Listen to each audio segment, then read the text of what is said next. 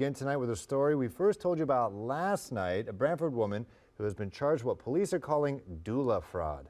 Tonight we're hearing from two women who say they are victims of the accused. Jason Gaidola tells us more.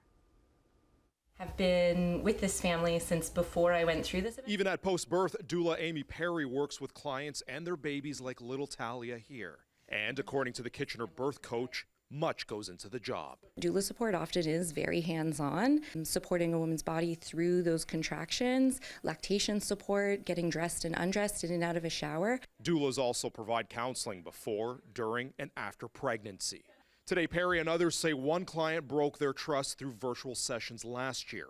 Police allege 24-year-old Kaitlyn Braun of Brantford reached out to at least a half dozen doulas across Ontario for false pregnancies and stillbirths. Incredibly believable. She would go as far as to vomit in transition of labor. So the end stages of labor, it's very common to do things like vomit, to have the shakes or to shiver. Perry says she and another colleague connected and worked around the clock with Braun last November.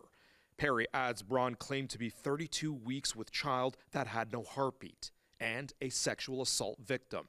As time passed, Perry says she began to notice inconsistencies in her stories, fake photos, and bogus hospital visits. And at that point, I called Brantford Hospital to see if she was a patient there, and I called twice, 12 hours apart, and both times they said she was not admitted there.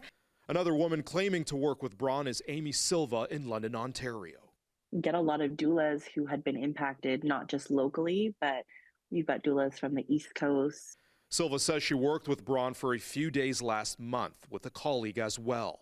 SILVA says she too experienced lies from Braun. And I shared a picture of her and her name, and she was in fact with this person at that time.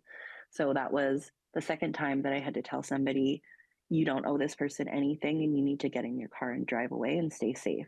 Brantford police say Braun is facing more than 30 charges of fraud, harassment, and sexual assault, tied to accusations of faking pregnancies and stillbirths since last June. That's why we're asking for information and for people to come forward. It is very possible it could be more widespread than just Ontario. Police say Braun is in custody and is scheduled to appear for a bail hearing on Friday. Jason Gaidola, CHCH News.